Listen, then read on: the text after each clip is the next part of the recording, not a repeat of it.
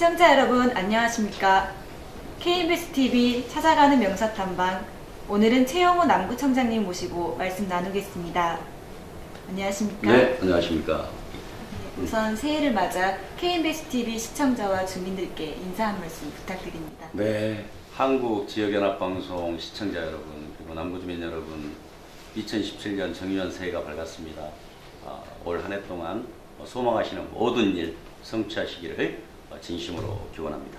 네, 지난 한 해 참 바쁘게 보내셨습니다. 2016년 한 해를 보낸 소감과 가장 기억에 남는 게 있다면 무엇이 있는지 말씀 부탁드립니다. 네, 이제 2016년에 우리 남구에서 참으로 많고 또 중요한 일들이 있었습니다만, 무엇보다도 이제 저는 의미 있게 생각하는 것은 전국에서 최초로 모든 중요한 정책을 지역 주민들이 결정하는 주민결정 행정 시스템을 전국에서 최초로 도입을 해서 시행한 첫 해였습니다. 그래서 우리 남구의 크고 작은 문제들 42개 사업을 대상 사업으로 선정을 해서 모바일 투표와 타운홀 미팅 등을 통해서 이제 주민들이 우리 정책을 결정할 수 있도록 제도화하고 실행을 했다고 하는 것이 굉장히 큰 의미가 있다고 생각을 하고요. 그리고 이제 3회째 우리 오카리나 대합주를 했는데 8,647명으로 세계 기네스북에 등재되는 이런 큰 기쁨도 있었고, 또 이제 우리 남구의 그린벨트가 63.4% 전체 면적의 3분의 2였기 때문에 그동안의 오랜 수건이 그린벨트를 해제하고 산업단지를 유치하자고 하는 것이었었는데, 그래도 51만 평의 산업단지를 이제 우리가 만들어 나가는 작업을 시작했다고 하는 그런 의미가 크고, 그리고 이제 무엇보다도 제가 좀 의미 있게 보는 것은 우리 남구가 이제 문화교육 특구인데요. 교육 환경이 좀 좋은 곳이고 문화적인 여건이 좋은 곳인데, 사실 안전과 관련된 부분이 지금 현재 최대 국민들의 그 관심 사항인데, 우리가 이번에 어린이 안전도시 대상에서 최고상인 대통령상을 수상을 했다고 하는 게 2016년에 기억에 남는 큰 사건이 아닌가 이렇게 생각합니다. 네, 말씀 고맙습니다. 저도 남구 엠보팅이라는 앱을 알고 있는데요. 주민들이 직접 참여해서 이제 그게 사업의 성과까지 이루어질 수 있다는 게 참 인상적입니다.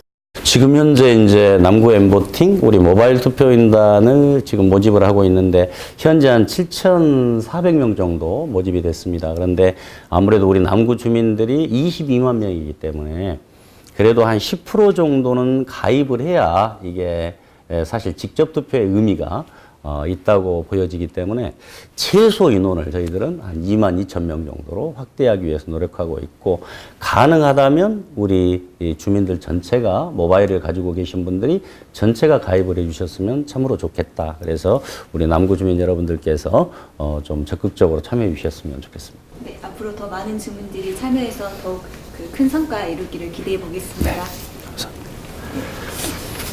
남구청의 지난해 최대 성과란다면 대촌 지역의 국가 및 지방 산업단지 조성으로 뽑힙니다.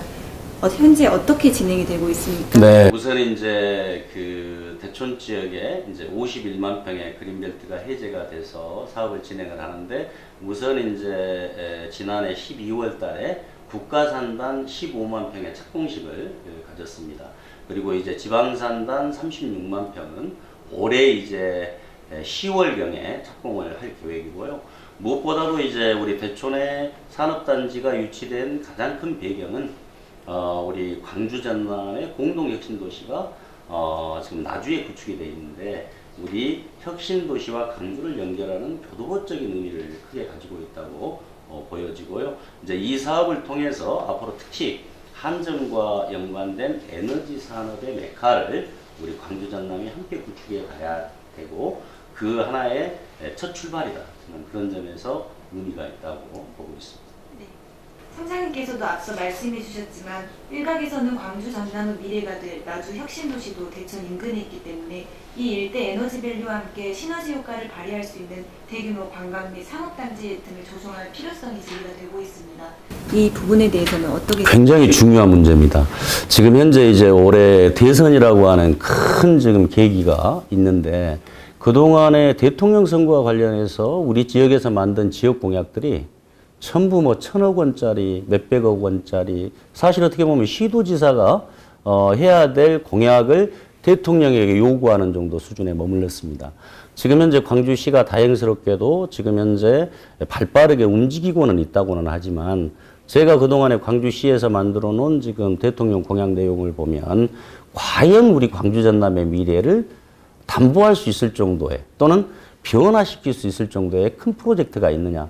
저는 전혀 아니라고 생각합니다.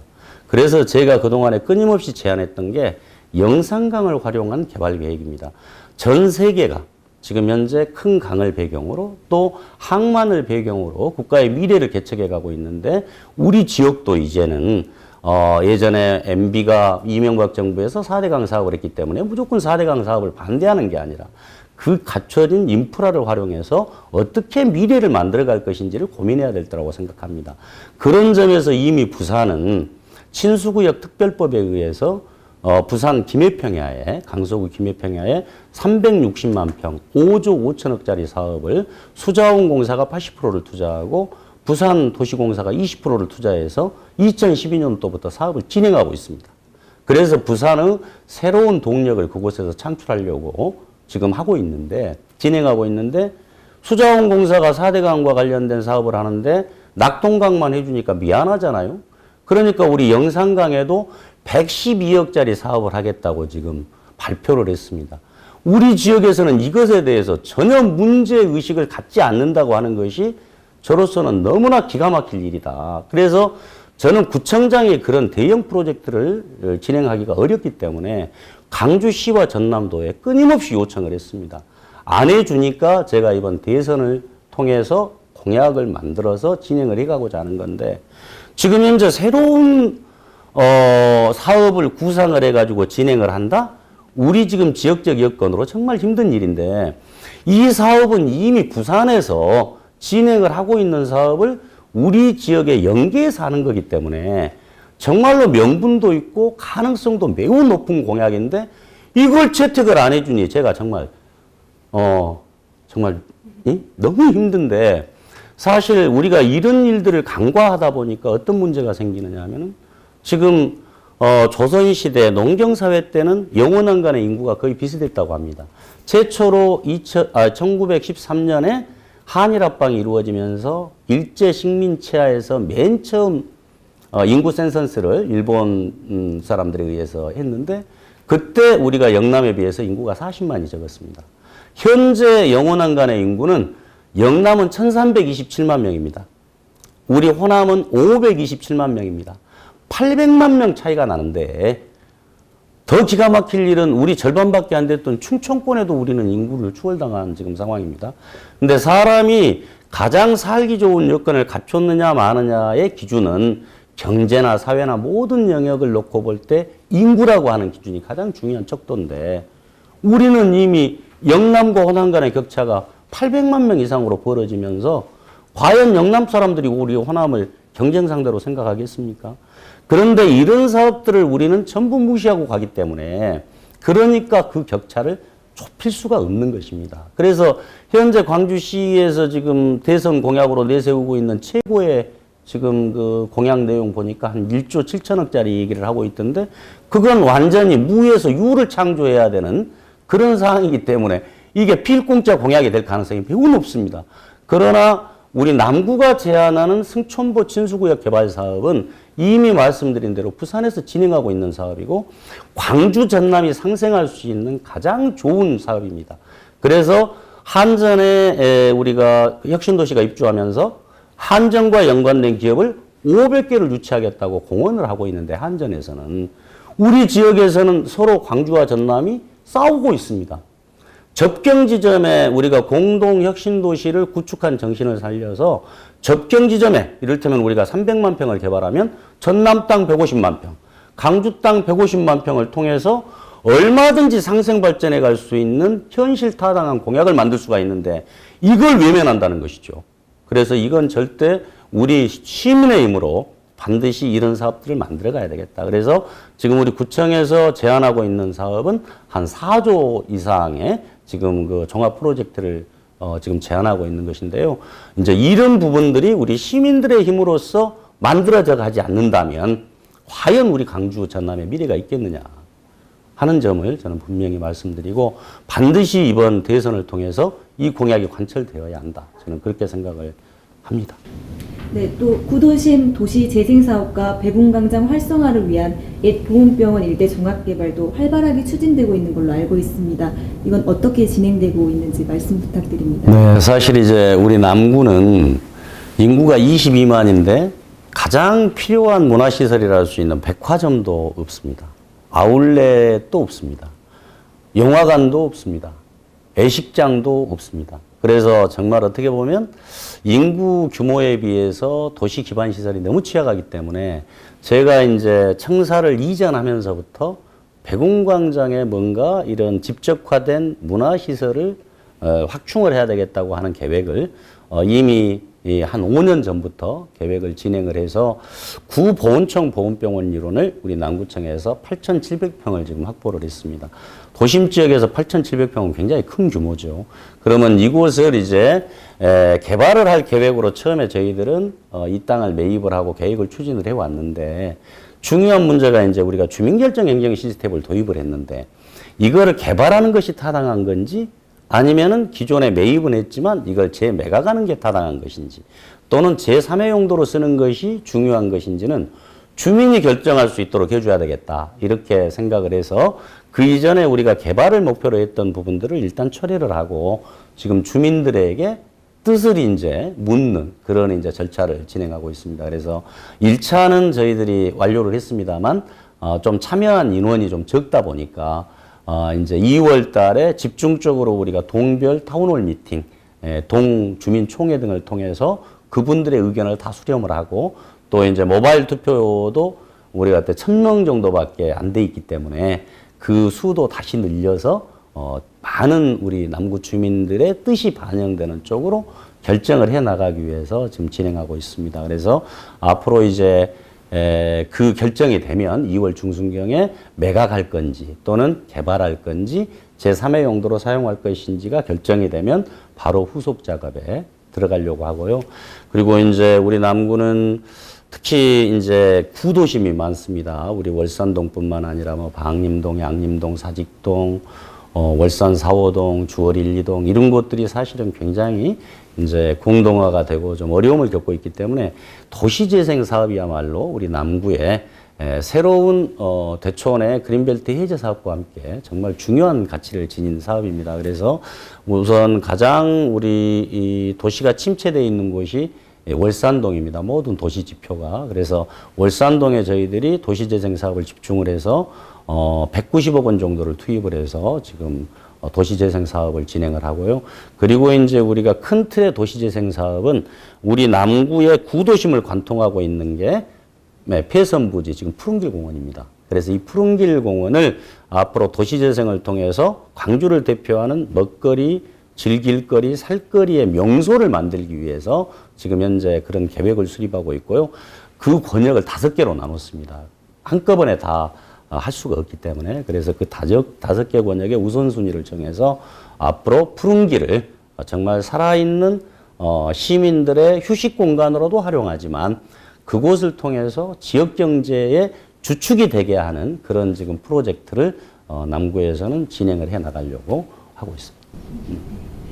2017년 이제 한 해 구정 이제 역점 사업이 있을 것 같습니다. 그 가운데 핵심 사업 2가지 정도만 소개 부탁드립니다. 우선은 이제 대선을 앞두고 우리 남구가 희망하는 대선 공약은 크게 한 3가지쯤 됩니다.